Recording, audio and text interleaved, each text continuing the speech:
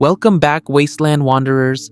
Today's confession comes from deep beneath the surface, from places that Vault Tec never wanted you to find.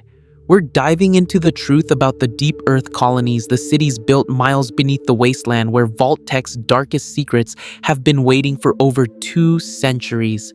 Let's descend into the darkness and discover what really lies beneath. My name was Marcus Kane, and I was a maintenance technician for Vault Tec. Not the Vault Tec you know about from the propaganda posters or the cheerful commercials with that smiling Vault boy giving you the thumbs up.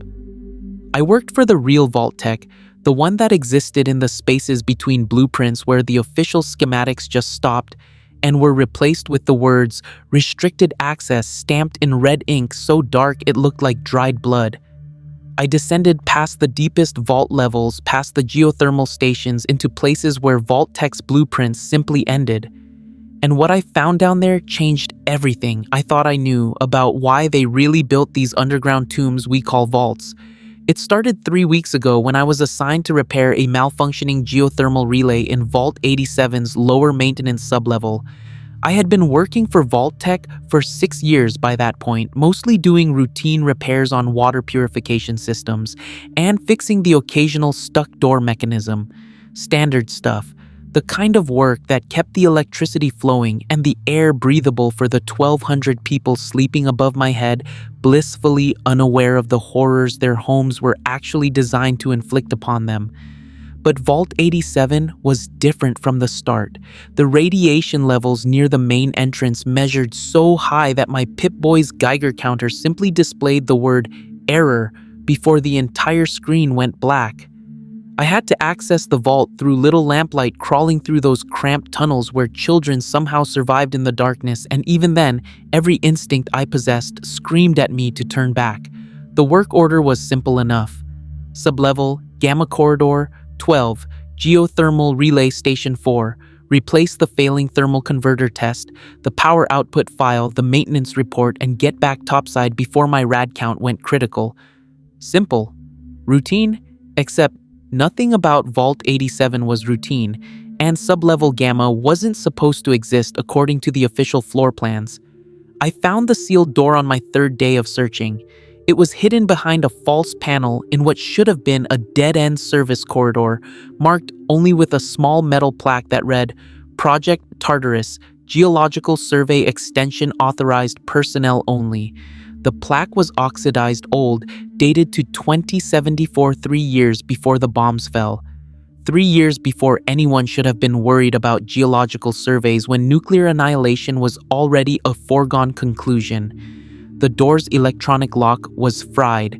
The biometric scanner long since dead from lack of maintenance, or perhaps from the ambient radiation that seemed to seep through every surface of this cursed vault like poison through a wound.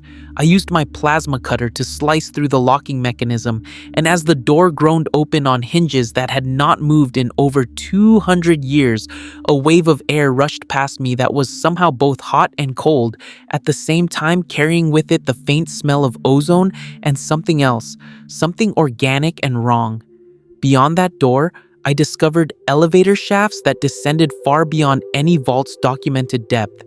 The emergency lighting flickered on as I approached, powered by some independent system that had been running autonomously for 2 centuries.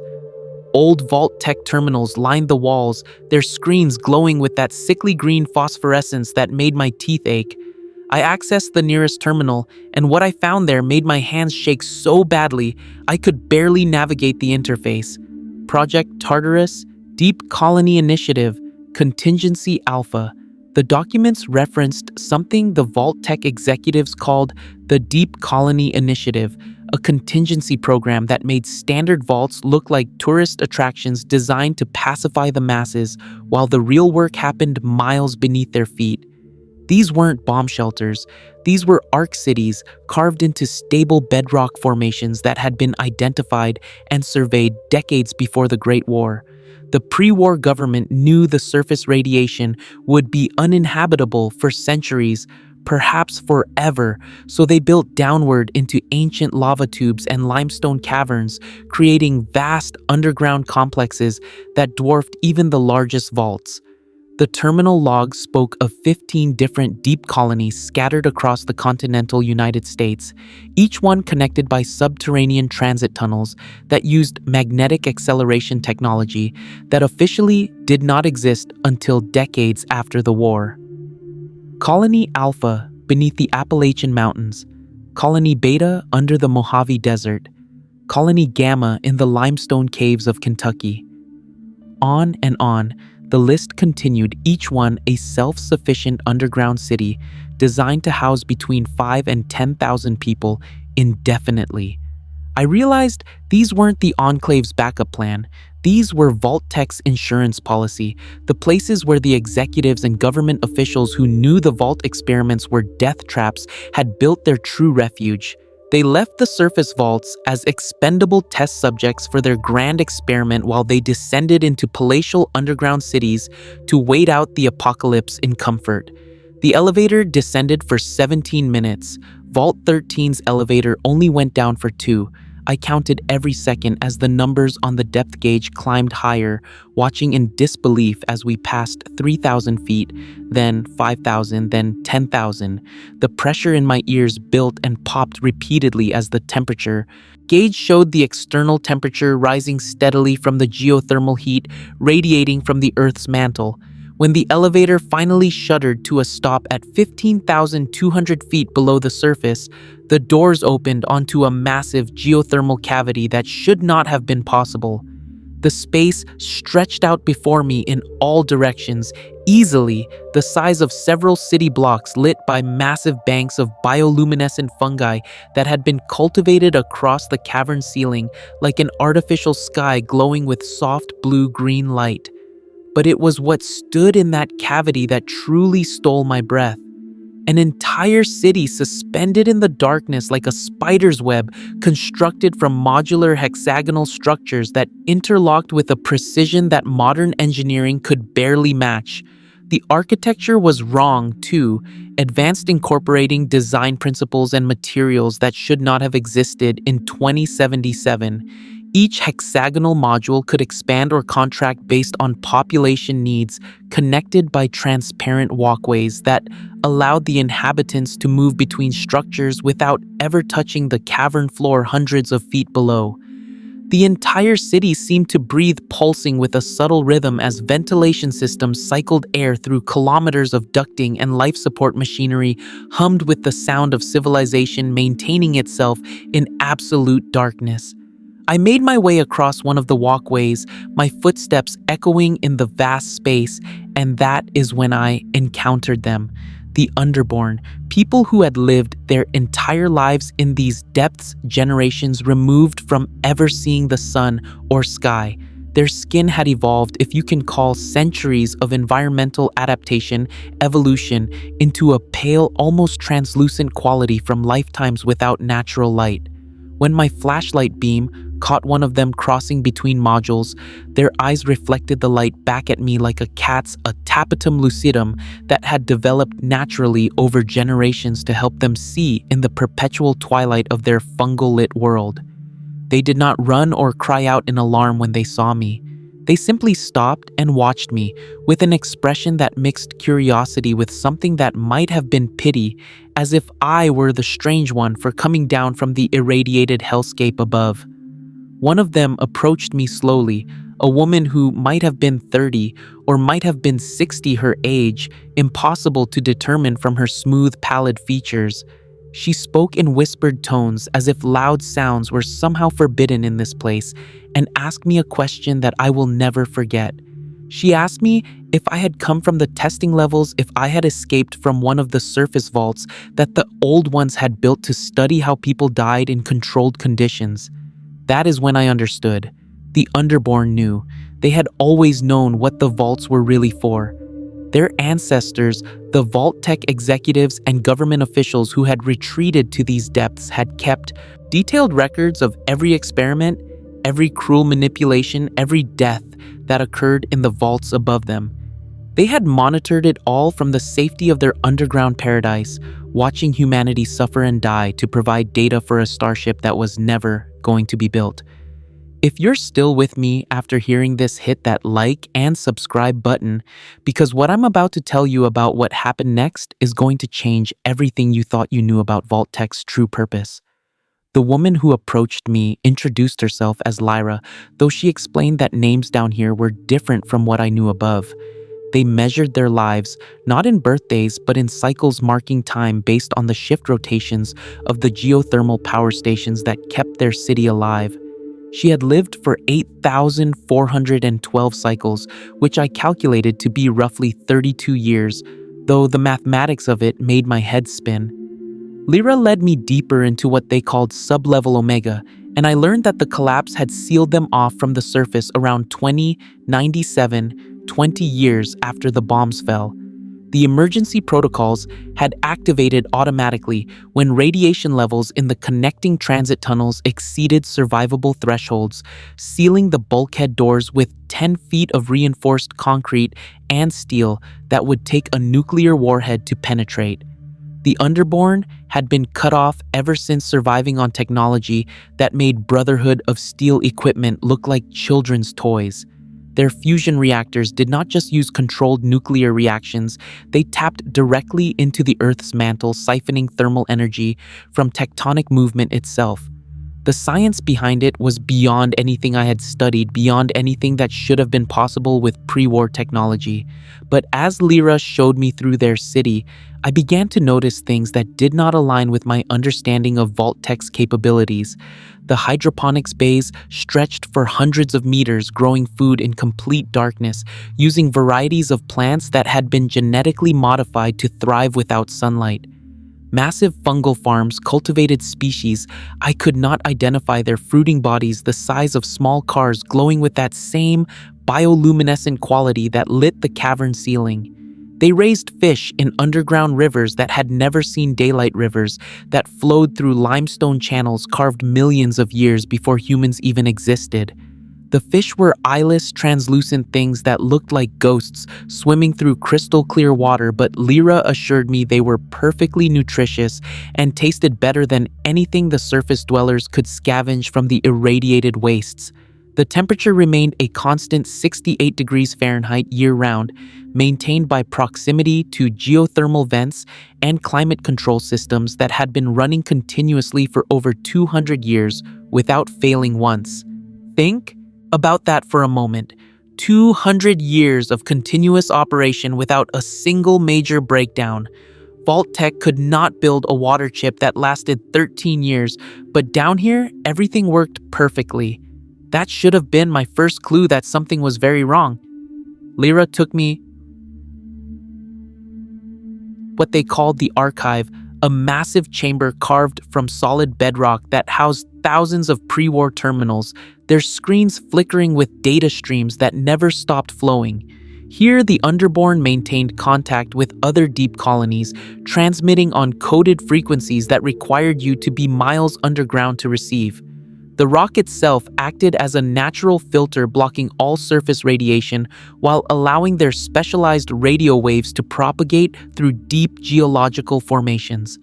I watched as operators monitored communications from Colony Beta in the Mojave Colony Delta beneath what used to be Chicago Colony Epsilon, somewhere under the Atlantic seaboard.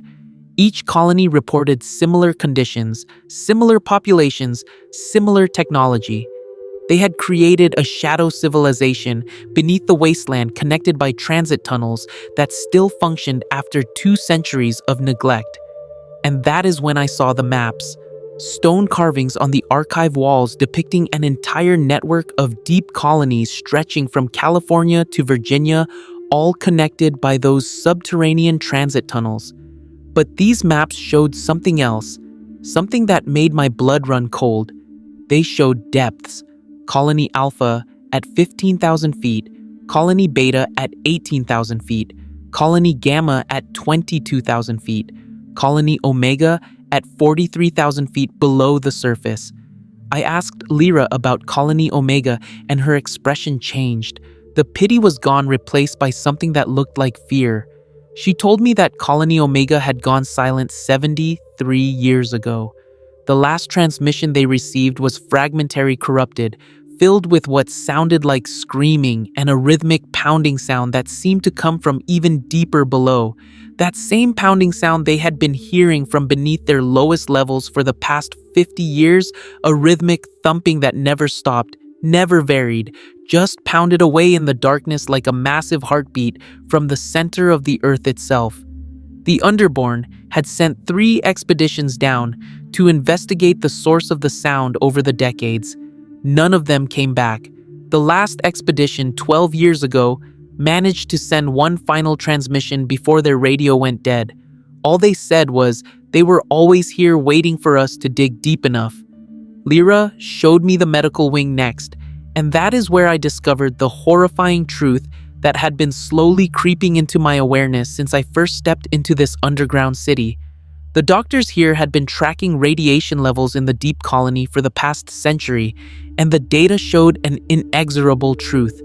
Despite being 15,000 feet below the surface, despite miles of solid rock between them and the wasteland above, radiation was seeping down. Not the fast, deadly radiation that killed you in hours. This was slower, more insidious background radiation that accumulated over decades and generations. The medical staff estimated they had maybe another century, perhaps a bit more, if they were lucky, before background radiation reached lethal levels even at their depth. The deep colonies were not salvation. They were just slower death sentences, but some of the Underborn refused to accept that fate. Lyra introduced me to members of what they called the Ascension faction radicals, who believed their only chance of survival was to reclaim the surface using advanced weapons and power armor stored in armories that the original colonists had secreted away for exactly this purpose. She took me to Vault 7, and I have to stop here and make something absolutely clear. This was not a vault like the ones I knew. This was a weapons depot that would have made the Brotherhood of Steel weep with envy. Row after row of power armor lined the walls, not the standard T-45 models that the Brotherhood scavenged and maintained like religious relics, but T-60 prototypes that had never seen production, experimental plasma weapons that could punch through concrete like it was paper, laser rifles with triple the range and quadruple the power output of anything topside. The original Vault Tec executives had known they might need to fight their way back to the surface someday, so they had stockpiled the best military equipment that 2077 could produce and then locked it away in the darkness where no one could find it. The Ascension faction wanted to use these weapons to storm back to the surface within the next decade to establish military dominance over the Wasteland and carve out territory where the Underborn could finally see the sun again. But Lyra belonged to a different faction, the Preservationists, who believed that staying in the depths was their only option, that the surface was too far gone and would remain uninhabitable for thousands of years more. The two factions were locked in a cold war of ideology, and I could feel the tension crackling through the colony like static electricity before a storm. But there were other factions, 2 smaller groups that whispered about even darker possibilities. Lyra warned me to avoid the Depth Seekers cultists who believed that Colony Omega had not gone silent from disaster but from enlightenment, that whatever dwelled in the deep earth was calling to humanity to join it in the darkness beyond light and time and sanity. She told me about the myths that circulated among the Underborn stories passed down from the original colonists who had helped excavate these massive caverns. They spoke of finding things in the deep rock that should not have been there, chambers that seemed to predate human civilization by millions of years, carved with symbols that did not match any known language or culture. The excavation teams had reported hearing sounds from behind certain walls, rhythmic patterns that sounded almost like language, but could not be deciphered. When they broke through those walls, they found more chambers, more tunnels descending even deeper into formations that geological surveys claimed should not exist. Some of the original colonists had become convinced that they were not the first to burrow into the Earth's crust, that something else had been down here long before humans learned to work metal or build cities. Something that had been waiting in the darkness, patient beyond human understanding for someone to dig deep enough to find it. The official Vault Tec records dismissed these reports as stress-induced hallucinations, the result of crews working in high-pressure environments thousands of feet below the surface for months at a time. But the records also noted that 7 different excavation teams requested transfers to surface duties, and 3 teams refused to continue digging entirely, claiming that the sounds they heard were getting clearer, more deliberate, more like they were being answered by something listening from the other side of the rock. I found evidence of all this in the archive, buried in old terminals that had not been accessed in decades.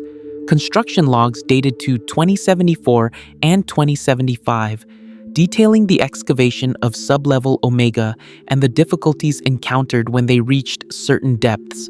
Reports of equipment failures that could not be explained by mechanical fault. Drill bits that melted from heat sources that had no geological explanation, seismic sensors detecting vibrations in frequency ranges that suggested intelligent origin. And then I found the memo, a single Vault Tec corporate communication dated October 22nd, 2077, one day before the bombs fell.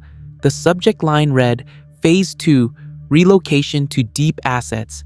The memo was brief, clinical, written in the emotionless corporate language that Vault Tec used to describe even the most horrific experiments.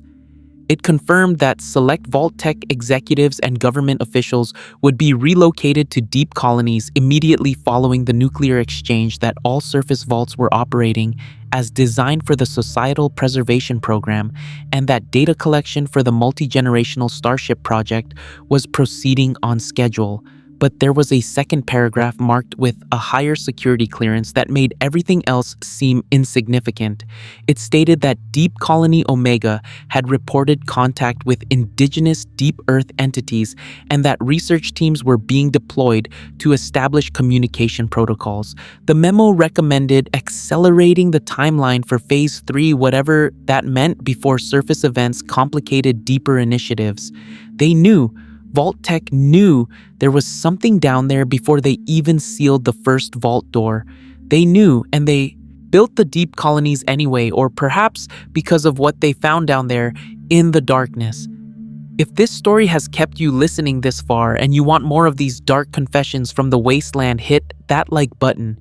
It really motivates me to create similar Fallout lores, because what I discovered next in Sublevel Omega is going to make you question everything you thought you knew about what really survived the Great War. Lyra must have seen something change in my expression when I read that memo, because she placed a hand on my shoulder and told me there was something else I needed to see. Something that the elders had kept hidden from most of the Underborn population, something that only a handful of people in Sublevel Omega even knew existed. She led me away from the archive, down through maintenance corridors that grew progressively narrower and older as we descended. The bioluminescent fungi gave way to emergency lighting, powered by backup systems, and eventually even that failed, leaving us with only our flashlight beams cutting through absolute darkness. We walked for what felt like hours, though my Pip-Boy claimed it was only 43 minutes. The air grew warmer, more humid, carrying that same wrong smell I had noticed when I first opened the sealed door in Vault 87. The walls changed from smooth concrete to rough-hewn rock, evidence of the original excavation work done over 2 centuries ago. Finally, we emerged into a natural cavern that had been converted into something between a laboratory and a shrine. Old pre-war equipment lined the walls, scientific instruments I could not identify connected to deep-bore sensors that descended even further into the earth. But in the center of the chamber stood something that made my rational mind recoil in denial. It was a door, not a Vault Tec door, not anything made by human hands that I could recognize. The door was carved from a single piece of black stone that seemed to absorb light rather than reflect it, covered in symbols that hurt to look at directly. The symbols seemed to shift and writhe when I was not focusing on them, suggesting geometries that could not exist in 3-dimensional space. Lyra explained that the original excavation teams had found this door in 2075 sealed behind 300 feet of limestone that geological surveys suggested had been undisturbed for 50 million years. That should have been impossible. The symbols on the door should not have been there. Nothing could have carved them. Nothing human. The Vault Tec research teams had spent 2 years studying the door, running every test they could devise, trying to understand what it was and what it was guarding. Ground-penetrating radar suggested a massive chamber beyond the door, easily the size of several city blocks, but the readings made no sense. The chamber appeared to exist in a location that conflicted with known geography, as if space itself bent around whatever was behind that door. Seismic sensors placed near the door detected regular vibrations, and this is where the story becomes truly disturbing. The vibrations occurred in a pattern, a rhythm that repeated every 73 seconds with absolute precision. When acoustic analysts processed the vibration data through audio software, they discovered something that should not have been possible. The vibrations formed words. Not English, not any known human language, but the pattern had all the mathematical signatures of communication. Structure, grammar, intent. Something behind that door was speaking, broadcasting a message through solid rock that had been repeating unchanged for millions of years. The Vault Tec linguists who studied the message called it the summons. They never managed to fully translate it, but they claimed to have deciphered fragments. The message spoke of waiting, of patience beyond human comprehension, of something that had dwelled in the deep earth since before the continents formed. It spoke of the surface world as a temporary intrusion, a thin scab over the true realm that existed in the crushing pressures and impossible temperatures of the deep. And it spoke of invitation, of doors that could be opened, of reunification between what walked in light and what had always dwelled in darkness. 3 members of the original research team disappeared during the study. Their colleagues reported that they had become obsessed with the door, spending hours sitting in front of it, claiming they could hear the summons more clearly if they pressed their ears against the stone. Security footage showed them entering the chamber one night, and they were never seen again. The door remained sealed, but they simply vanished as if they had passed through solid rock. After that, Vault Tec ordered the chamber sealed and classified the entire project under security protocols that exceeded anything used for even the most extreme vault experiments. Only the highest level executives knew about the door and what the research teams had discovered. But here is what Lyra told me that made everything else seem like a prelude to true horror. The pounding sound that the Underborn had been hearing from beneath their lowest levels for the past 50 years, the rhythmic thumping that matched the pattern from Colony Omega's final transmission, it had the same frequency signature as the summons. Whatever was behind that door was getting louder, stronger, closer to breaking through. She showed me the data. Charts and graphs tracking the amplitude of the vibrations over decades. The pattern was clear and undeniable. The sound was increasing exponentially. 50 years ago, it required sensitive equipment to detect. 20 years ago, people started hearing it as a faint rumble. Now, it shook dust from the ceiling fixtures and made the water in their underground rivers ripple with each pulse. The Underborn scientists estimated that in another 10 to 15 years, the amplitude would be strong, enough to crack the bedrock foundations of sublevel Omega itself. Whatever was down there, it was coming up slowly but inevitably, like something rising from the depths of an ocean that existed beneath the ocean anyone knew about. And here's the truly terrifying part. The data showed that the increase in amplitude corresponded exactly with the dates when humans started digging the deep colonies. The deeper they excavated, the stronger the summons became, as if their digging was somehow waking something up, or giving it strength, or showing it the way to the surface. Lyra believed that Vault Tec knew this would happen, that they had discovered the door, understood what it meant, and built the deep colonies anyway. Not despite the danger, but because of it. She thought that Phase 3, the operation mentioned in that classified memo, involved deliberately awakening whatever dwelled in the deep earth, using it as a weapon or a tool, or perhaps offering humanity to it as some kind of sacrifice in exchange for power. I wanted to dismiss her theories as paranoid delusion, the conspiracy thinking of people who had lived too long in the dark without sunlight or hope. But I had seen the door. I had felt the wrongness radiating from it like heat from a forge, and I had read enough Vault Tec documents to know that no atrocity was too great, no experiment too cruel if it served their purposes. Think about it. What if the Vault experiments were never really about building a starship? What if that was just a cover story, a way to justify the cruelty to the handful of people who needed a rational explanation? What if the real purpose was something darker, something that required them to torture and kill thousands of people in controlled conditions?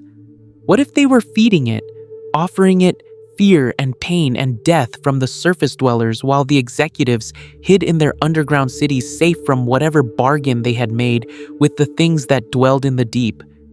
Lyra showed me one final piece of evidence before she led me back to the main colony. A personnel file for someone named Dr. Olivia Harding, chief researcher for Project Tartarus. The file included her research notes, and reading them felt like staring into an abyss that was staring back with hunger. Dr. Harding had become convinced that the door and whatever was behind it represented the next stage of human evolution.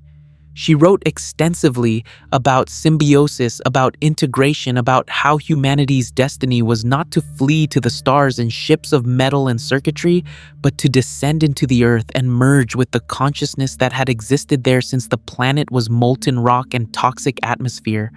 Her notes became increasingly erratic toward the end, filled with sketches of impossible geometries and formulas that mixed quantum physics with something that looked more like ritual magic than science. She described dreams where she walked through corridors carved from living stone that pulsed with breath and heartbeat, where she conversed with entities that had no form but made themselves understood through vibrations in the rock itself. The final entry in her file was dated October 20th, 2077, 3 days before the bombs fell.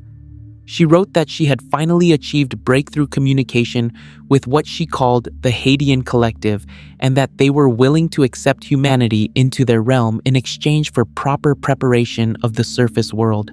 When I asked Lyra what she thought that meant, she had a theory that made too much sense for comfort. What if Vault Tec had not just known the Great War was coming, but had actively helped to cause it? What if the nuclear apocalypse was not a political accident or the inevitable result of tensions between superpowers, but a deliberate act of planetary preparation? Radiation was poison to surface life, but maybe it was sustenance for whatever existed in the deep earth. Maybe bathing the surface in radioactive contamination was exactly what the Hadean Collective needed to expand their territory, to transform the thin, habitable crust into an extension of their realm.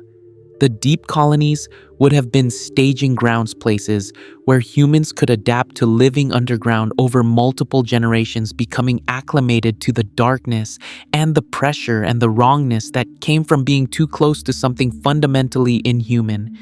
Eventually, the distinction between Underborn and whatever dwelled deeper would blur, and humanity would complete its transformation into something else entirely. Here is a question for you listening to this. If you had the choice between dying slowly from radiation poisoning on the surface or descending into the darkness to merge with something ancient and powerful and utterly alien, which would you choose? Leave your answer in the comments, because I honestly do not know what the right choice would be. I asked Lyra why she was telling me all of this, why she was revealing secrets that her people had kept hidden for 2 centuries. She said it was because I was not Underborn, because I still had the option to return to the surface and warn people about what was coming. The deep colonies were going to fail. The radiation would make them uninhabitable within a century, and when that happened, the Underborn would have only 2 choices: die in place or accept the summons and see what waited for them behind that black stone door. But there was a third option, she said. The Ascension faction's plan to reclaim the surface was not just about survival. It was about warning the surface dwellers, about preparing humanity for what was coming up from below. Because if the amplitude continued increasing at its current rate, whatever was behind that door would not stop at sublevel Omega. It would keep rising, keep pushing through the bedrock, keep ascending until it reached the surface itself, and then the entire wasteland would discover that the nuclear apocalypse had been just the opening act for something far worse. Lyra gave me a data chip containing copies of all the research files, all the evidence of Project Tartarus and the door and the summons. She told me to take it back to the surface to find someone who would listen, someone who could coordinate a response before it was too late. But she also warned me about something that made my blood freeze. The deep colonies were not independent. They were all connected, remember, through those subterranean transit tunnels, which meant that if something happened to Colony Omega, if whatever was down there finally broke through, it could spread through the entire network. 15 colonies, tens of thousands of people all connected like chambers in a massive vault that stretched beneath the entire continent. And based on the seismic data from Colony Omega's final transmission 73 years ago, the breakthrough had probably already happened. Whatever had been waiting behind that door was already loose in the tunnels, making its way through the network, converting or consuming or transforming everything it encountered. The Underborn of sublevel Omega could hear it getting closer with every passing day. That rhythmic pounding was not just getting louder, it was getting nearer, moving through the deep earth like a predator stalking prey, following the tunnels that humanity had so helpfully carved to give it a path to the surface.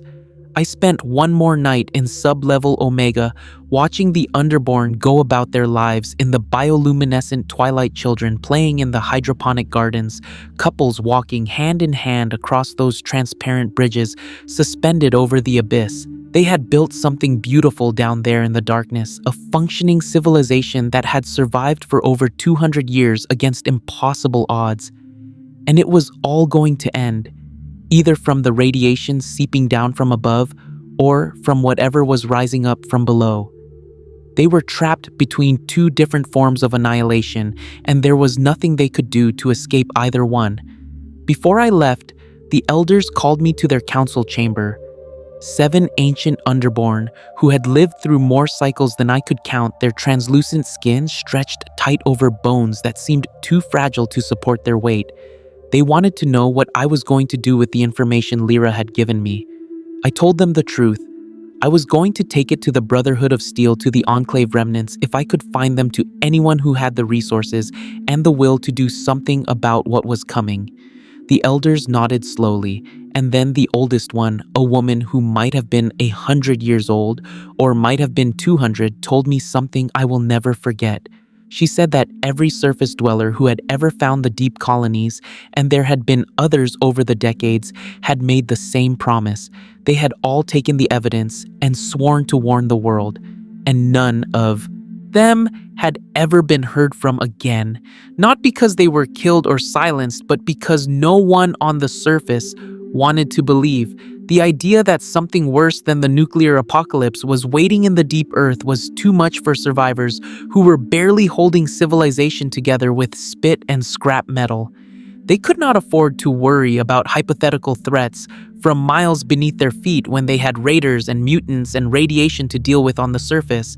So the evidence would be dismissed as pre-war propaganda or Vault Tec lies or the deranged fantasies of people who had lived too long underground.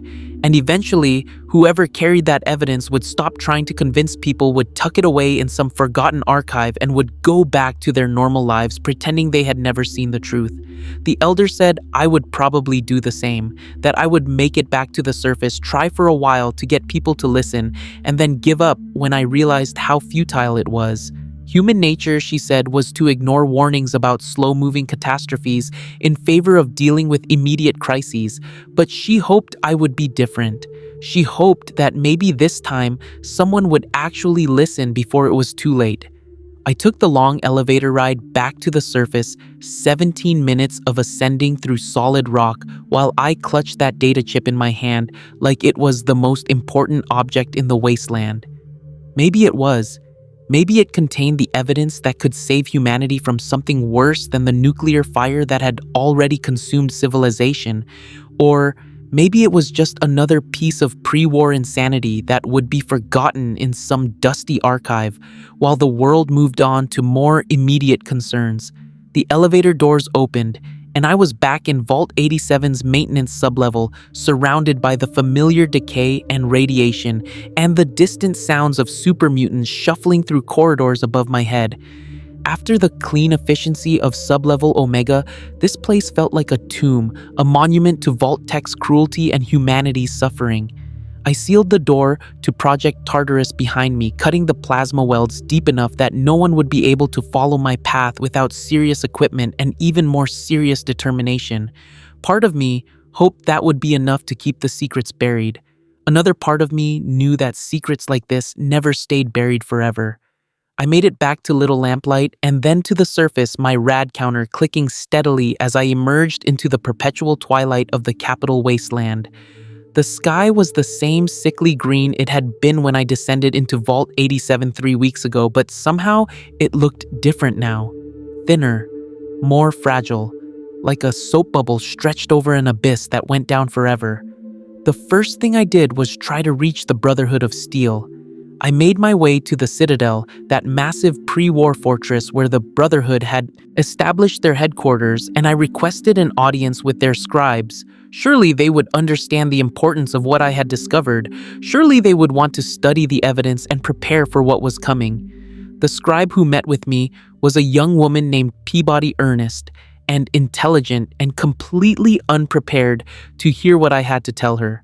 I showed her the data chip, explained about the deep colonies and the door and the summons. I told her about the rhythmic pounding that was getting stronger, about Colony Omega's final transmission, about the Hadean Collective and Project Tartarus, and everything else I had learned in the depths. She listened patiently, took notes, asked clarifying questions. Then, she thanked me for bringing this to the Brotherhood's attention and told me they would investigate when resources permitted. When I pressed her about the urgency about the timeline the Underborn had calculated, she gave me a sympathetic smile and explained that the Brotherhood was currently dealing with super mutant attacks, Enclave incursions, and trying to get Project Purity operational to provide clean water to the Wasteland. Underground civilizations and ancient entities behind sealed doors would have to wait until more pressing matters were resolved. I tried the Enclave next, or what was left of them after the Brotherhood had shattered their operations at Raven Rock and Adams Air Force Base. I managed to make contact with a small remnant cell hiding somewhere in the ruins, and they were even less receptive than the Brotherhood. The Enclave officer I spoke with, a bitter old man who introduced himself only as Colonel Granite, actually laughed when I mentioned Vault Tech's deep colonies. He told me that if such places existed, the Enclave would have known about them. They had access to all of Vault Tech's classified files, all the secret projects and hidden programs. There was nothing about deep colonies or Project Tartarus in any of their archives. When I suggested that maybe some programs were classified even beyond Enclave access, he got angry. He told me I was wasting his time with pre-war ghost stories while his people were fighting for survival against overwhelming odds. He strongly suggested I leave before he decided I was a Brotherhood spy trying to waste Enclave resources on wild goose chases. I tried the followers of the apocalypse, the regulators, even a few independent settlements that had some semblance of organization. The responses were always the same: polite interest that quickly faded into dismissal, promises to look into it when they had time, suggestions that maybe I had spent too long underground and the radiation had affected my thinking. The elder of sublevel Omega had been right. No one wanted to believe. No one wanted to add another existential threat to the already overwhelming list of horrors that defined life in the Wasteland. It was easier to dismiss my evidence as Vault Tec propaganda or the ravings of someone who had cracked under pressure. So I did what she predicted I would do. I stopped trying to convince people. I found a secure location, a pre-war bank vault that had survived the bombs relatively intact, and I hid the data chip there along with written copies of everything I had learned. I marked the location on a map and left copies with people I trusted, instructions to retrieve the evidence, if anything happened to me, and then I tried to go back to my normal life, fixing water purifiers and maintaining generators and pretending I had not seen what waited in the deep earth. But I could not forget.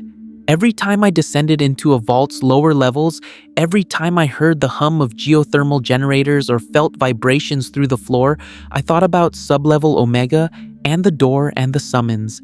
I started paying attention to seismic activity across the wasteland, tracking minor earthquakes and ground tremors that most people ignored. The data showed a pattern, subtle, easy to miss if you were not looking for it, but undeniable once you knew what to watch for. Seismic activity was increasing across the entire continent, concentrated in areas that matched the locations where the deep colonies were supposed to exist.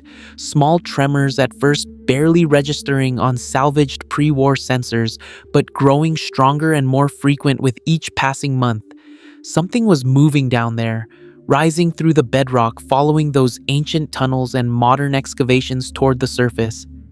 The Underborn had calculated 10 to 15 years before breakthrough, but my analysis suggested they were optimistic. 5 years, maybe less. I started having dreams, not the normal wasteland nightmares about raiders or rad scorpions, but something else entirely. In these dreams, I walked through corridors carved from living stone that breathed and pulsed with rhythms that matched the summons. I heard voices speaking in frequencies that bypassed my ears entirely and resonated directly in my bones. They spoke of reunion, of returning to the deep of the surface world as a temporary aberration that would soon be corrected. I would wake from these dreams covered in sweat, my Pip-Boy's Geiger counter clicking frantically even though there was no radiation source nearby.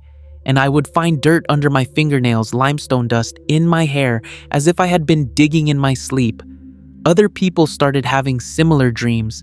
I heard reports from across the wasteland of settlers waking to find themselves outside their homes, walking toward the nearest vault entrance or cave system or any opening that led underground. Children drawing pictures of doors covered in impossible symbols. Elderly wastelanders suddenly speaking in languages that had never been human. The depth seekers from sublevel Omega had believed that Colony Omega's silence represented enlightenment rather than disaster. What if they were right? What if the people of Colony Omega had not been killed or transformed, but had willingly joined with whatever existed behind that door? What if the summons was not a threat, but an invitation to something that could only be understood by experiencing it? Here is another question for you. If humanity is dying slowly from radiation and starvation and violence, if civilization is barely clinging to existence in scattered settlements surrounded by hostile wasteland, would it be so terrible to accept transformation into something else? Something that does not need food or water or breathable air, that can exist in conditions that would kill any human? Leave your thoughts in the comments, because I genuinely do not know anymore. 3 months ago, I received a message. Not through any normal communication channel, but carved into the wall of my quarters in symbols that matched the ones on the door in sub-level Omega. The message was simple, direct, impossible to misinterpret, even though I did not consciously understand the symbols. They were ready. The path was open. I could return to the deep whenever I chose. Part of me wants to ignore it, to keep living my surface life and pretend nothing is changing. But I can feel the pull now, a constant gentle pressure urging me downward toward the darkness and the depths, and whatever waits there with infinite patience. Last week, I made contact with sublevel Omega again, using the encrypted radio frequencies Lyra had taught me. The response came back immediately, which was strange, because the rock should have delayed the signal by at least several seconds. The voice on the other end claimed to be Lyra, but something about the cadence was wrong, the pauses between words slightly off.